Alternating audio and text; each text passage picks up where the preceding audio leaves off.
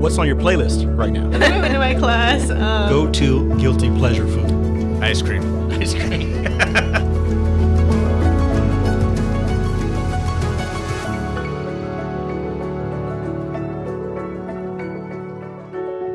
My name is George Baxter. I'm the Chief Innovation and Economic Development Officer at UC Davis. So my job is divided into three parts. One of my teams looks after the enterprise at the UC Davis campus, so that's helping faculty and students and others start new businesses and launch new businesses. One of my other teams does a very similar role at the health campus in Sacramento. And then the third part of my job is where we are today, which is at Aggie Square in Sacramento, which is the big new innovation district. So our primary client base right now in this facility are actually biomedical engineering researchers. And the types of activities that we typically engage with usually revolve around designing custom equipment to facilitate research activities. We've also developed things like prototype devices for surgical applications and anatomical modeling in combination with human medicine or even vet med. So a presence at Aggie Square gives us an opportunity to accommodate more projects. Obviously, being that the space is about 5 times bigger, being co-located with industry partners, with startups, that's a very exciting opportunity as well. We're looking forward to building more of those types of relationships at a different site. George, welcome to Face to Face. Thanks for being with us today. Yeah, good morning. I should just mention that Stephen is not able to be with us because he's ill, but you're going to have to do double duty and represent him well. Okay. Okay. Just excited to talk to you as we get ready for the grand opening of Aggie Square on May 2nd. How are you feeling about that? Yeah, I'm really excited about that. It's I've been here 11 months now. It seemed like in some ways a very short time, in some ways a very long time, but really looking forward to the actual official opening. Yeah, very exciting. Can you say something about, in addition to people like Stephen and the Foundry, can you say something about the other tenants that are going to be at Aggie Square, both our internal UC Davis tenants and some of our potential external partners? Sure. So initially on the research side, mostly around the health campus. So cell and gene therapy, oncology, neurology, veterinary genetics are moving in hopefully later on this year or early next year. Biomedical engineering, as we've mentioned. And also continual professional education. We're also working with a number of private sector tenants, and we're hoping to make some announcements at the grand opening about some partnerships that we've just created with them, both in terms of companies being there and also organizations like venture capitalists who can bring funding for new companies to Aggie Square as well. Yeah, that's pretty exciting too. We can't break any news today, but stay tuned yeah. for May 2nd announcements, right? Stay tuned, yeah. Stay tuned, yeah. One of our big initiatives here at Davis is to make sure that all of our graduates have job opportunities when they graduate. Can you talk about how Aggie Square will help us with that objective? Yes. I mean, one of the big things that I've found out talking to students and graduates is that people really want to stay in the greater Sacramento area. And there haven't necessarily been the job opportunities to do that over the last 10, 20 years. And I think one of the great things that Aggie Square will bring is that opportunity for people to stay in Sacramento, stay in the area. We haven't built lab facilities like this in Sacramento for probably 40 years. And that will allow us to keep our own spin-outs and startups in the area with much more ease than we've been able to do. We've lost some companies elsewhere. We don't want to do that. We want to keep the companies, the investment, and the jobs here as well for our graduates. It's a great contribution to our public investment that has been made in UC Davis and returning that to the state by having these our graduates and these startups stay in the region. Absolutely. So you've been here about a year now. Yes. Tell us about what motivated you to make the leap to UC Davis and take on such a large project? Yes, I think it was a huge opportunity here. When I obviously knew about UC Davis and it's the world leading research that's done here in my time at the University of Edinburgh and elsewhere in the UK.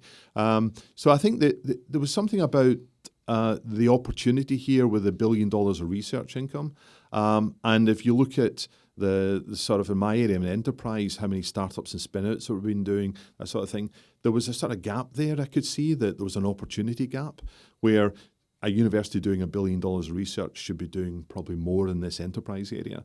So for me, that's always been what I've looked for in my career, was somewhere where I can really make a substantial addition to what's happening already.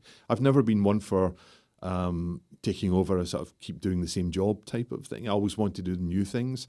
And that's where Aggie Square fed into it as well. There's not many places in the world that are doing $1 billion investments into new science and innovation campuses.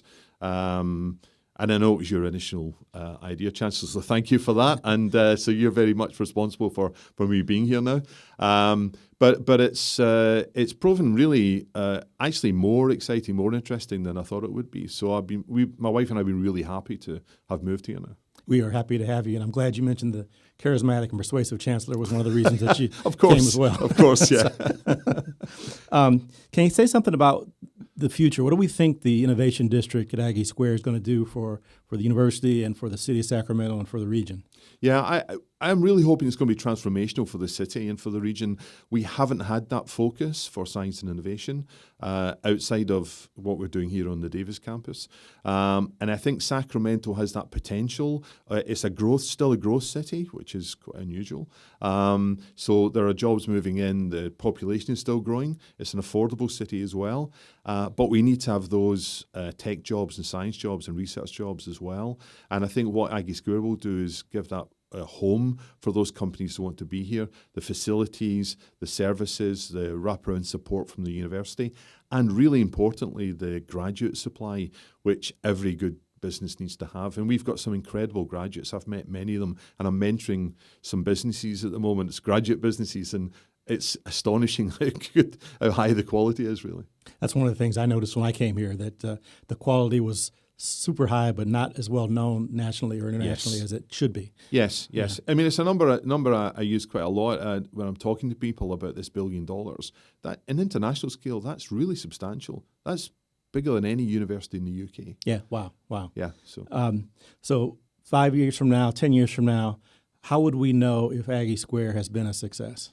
Okay, well, the first phase, phase 1A, would be full of many private sector companies, and I think a mix of, our research obviously there, but a mix of small, medium, and large private sector companies. We'd already have moved on to planning for the next phase, the next 1 million square feet, and hopefully the phase after that as well. And we'd be turning people away, saying, we'd love to have you, but you just need to wait a few months. And I really believe that'll happen. That's my experience from other similar projects. And I think the potential here and the supply is large enough that we should be able to do that. We would be able to really remake the economy in the region and Yes. really put Sacramento Yes. and UC Davis more on the map than we Yes. are. Yeah, And create thousands of new jobs in that area, which is a wonderful area, Sacramento. And really, I've done some exploring there taking responsibility for the project, and it's a fabulous area. And I'm so glad that we are doing something to really support the local community as well. Yeah, same here, and I can't wait. Yeah. We have a feature here on Face to Face, which we call Hot Seat. You're in the hot seat, but it's not that hot. What we do is I want to ask you some rapid fire questions. We're looking for like one word or one sentence answers. Okay. You ready? Okay, on you go. Here we go. Your favorite hobby? Hiking. I'm a through hiker, so I do, in Scotland mostly, I do 100, 150 mile through hikes over 5 or 6 days, and usually solo in the mountains of Scotland, so that's probably my favourite hobby. There's certainly some beautiful landscape here in the Sacramento. I'm already signed up to walk in the Grand Canyon, Oh. and one of my friends is coming later on this year. We're going to do a weekend in the Sierra Nevada. Oh, fantastic. Yeah. Enjoy. Let's see, your favorite vacation spot? Well, that's a good one.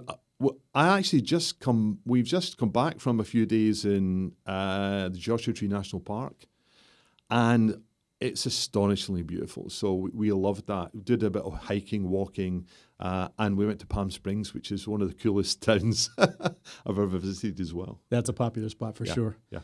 If you could meet anyone, alive or not, who would it be? Oh wow, that's a really interesting one. Well, one of my musical heroes is Peter Gabriel, and my wife will be sick of me saying this. I'd like to meet him. I not only admire his music, but also his work he's done with Amnesty International on freedom of conscience and freedom of thought. So there's someone who's combined, I think, it's astonishingly amazing music, but also with a sort of political dimension to his work as well. Yeah, interesting. Favorite spot to eat in Sacramento? I have to say Fixins, which is, I've been there a few times now. I can't go too often because I do need to not put on too much weight. Probably Fixins, yeah. We really enjoy going to Fixins, yeah. We like Fixins a lot. My good friend, former Mayor Kevin Johnson, will be glad that you said that. Yes, and actually I've started taking visitors and guests there now as well. Yeah. This is related to your Peter Gabriel answer, but who's at the top of your playlist right now? Actually, Mahler. One of my other hobbies is choral singing, and Mahler's Second Symphony is my favorite piece of music. So when I get into listening to that, I tend to listen to it on repeat. I've actually performed it as well in Edinburgh as part of the university chorus. So at the moment it's Gustav Mahler, which is a bit different. You've got all kinds of hidden talent I didn't know about there. Well, well, now it's your turn. You can ask me any question you'd like. Okay. I suppose if you had a magic wand, Chancellor, what would to change the U.S. university system? What would that magic wand do? There's so many things I could say.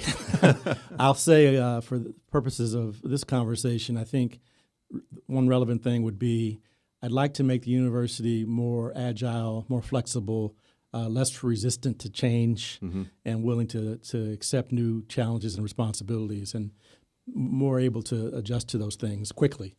University is notoriously slow-moving in changing policy, changing operations. I always joke that we change one retirement at a time. Yes. So if I had a magic wand, I'd like to make that a little faster. Okay. No, good answer. Yeah. I suppose the second question would be, you've been a chancellor now for a few years. What advice would you give to someone who wanted to become a chancellor? So I guess I would tell them to think long and hard about that decision. Not that I haven't really enjoyed my job. It's really exciting, fulfilling, gratifying, all those things. But most people only see the surface, just like an iceberg. You only see the top of the iceberg, and beneath the surface, there's a lot going on that are challenges and things that you have to be able to work with and on.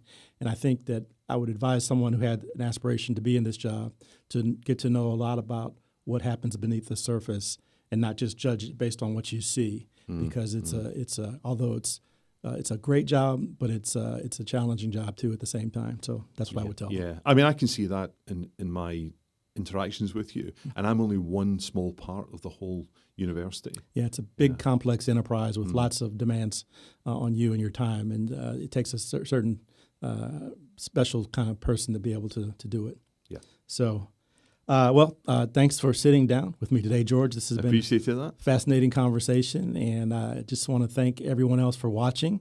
We will see you next time on Face to Face. Go Ags.